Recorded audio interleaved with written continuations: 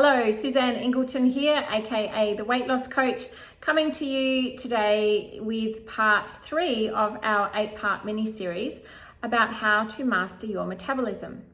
And today is all about awareness. So I'm going to cover off 3 things about the importance of awareness when it comes to focusing on improving your metabolism. So the first part of that is all about focus. The second part is that digestion really does begin in the mind. And I also want to talk about the brain in the belly. So let's start off with focus. So physics states that as soon as we observe something, we can actually influence it or change it. According to the laws of physics, simply by focusing on something, we can change it, which really means that when we are focusing on our unhelpful eating behaviors, we then have an opportunity to change it. When we focus on what we want, we actually change the chemistry in our body. Our mind will change how our body processes food. When we focus on what we don't want, we actually get more of that. So the message there is focus on your food. We also need to have good things to focus on. And that means having good thoughts when you're eating your food.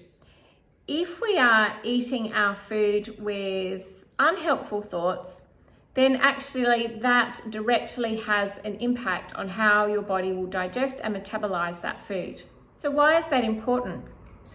Because when we're eating in a really good state of mind, we're feeling good about ourselves, we feel good after we've eaten, we're actually helping our body to really process and assimilate that food within us, so that it's going to give us more energy, improved mood, it's going to improve our immune system, we're going to have more mental clarity, less lethargy. So our body is getting all the good nutritional uptake that allows us to live really happy, joyful, active lives.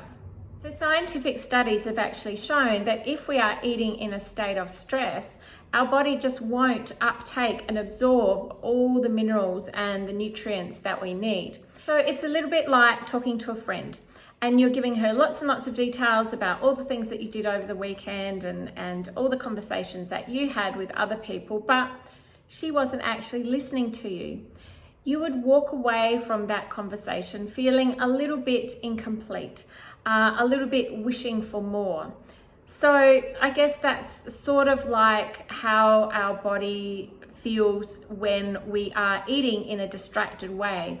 We're not getting everything that we need. We're actually getting a whole lot less than we hoped for. And there's another part of awareness, which means that when we're eating in a distracted state, so we're totally not aware, we're actually going to be eating more than we need. And you may have experienced this sitting down in front of the TV with a packet of chips or a packet of, big block of chocolate, and all of a sudden it's just disappeared. It's just the mindless act, hand to mouth, and until it's all gone. But you're not listening to what your body is saying. In actual fact, you probably would have been full had you been aware way back in the beginning of, that eating that block or that packet of chips. So when we're aware, we are more mindful and we can start to listen to the needs of our body. In actual fact, people don't have an overeating problem. They have an awareness problem. So the next part that I want to talk to you about is the head phase of digestion.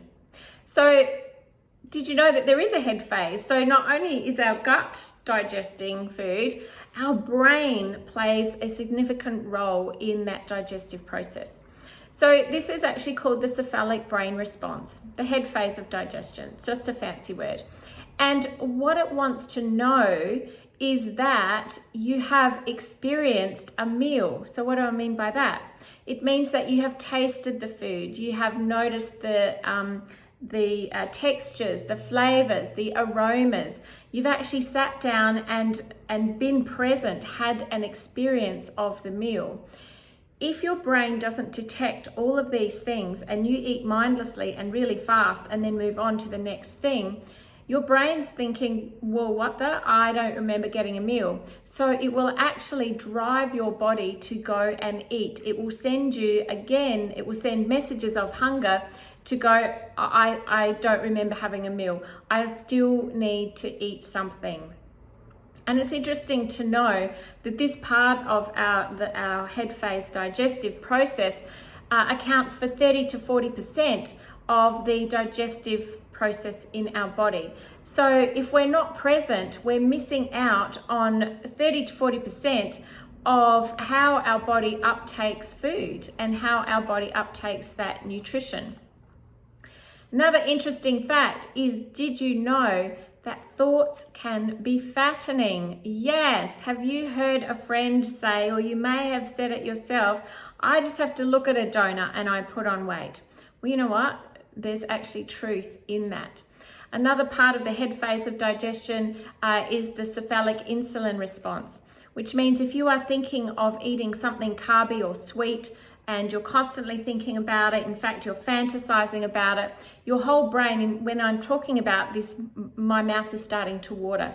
So just talking about something, thinking about something, but not getting it is activating the cephalic brain response. It's actually activating the release of insulin in your body. And if the insulin has got nowhere to go, there's no actual sugar going into your body for it to do its thing as a hormone to stabilize and metabolize the sugar within your body, then the insulin has got nowhere else to go but into stored fat. So if we are constantly thinking about what we can't have, we're constantly producing insulin in our body. So yes, when you think about food and it making you fat, you're absolutely correct.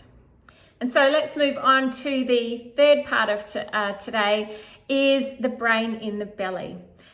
Now, have you ever had a toe feeling or an elbow feeling, or even I've got an ear feeling? No, but majority of us have had a gut feeling. Yes, we do have brain cells in the gut which create feelings. We have more brain cells in our belly than the whole spinal cord in our body. And the gut, in fact, sends more messages going up the line rather than the head sending messages down the line. And so our gut is really a good emotional barometer. And people who have issues with IBS or ulcers, heartburn, they will notice that when they are in a stress state, then their symptoms will be exacerbated. These are all psychophysiological responses that come from the gut. Now, another interesting phenomenon about gut wisdom is that in Japan and other Eastern cultures, the gut, the midsection of the body, is known to be the seat of all our wisdom. So the Japanese call this the hara. In some cultures, it's known as the dantian or the tanden. And this is where we hold the seat of our power, our balance. This is where the seat of our health is in Western culture, in any culture really. So, you know, as a Westerner, we will say, you know, we know, I know, and we'll point to our head.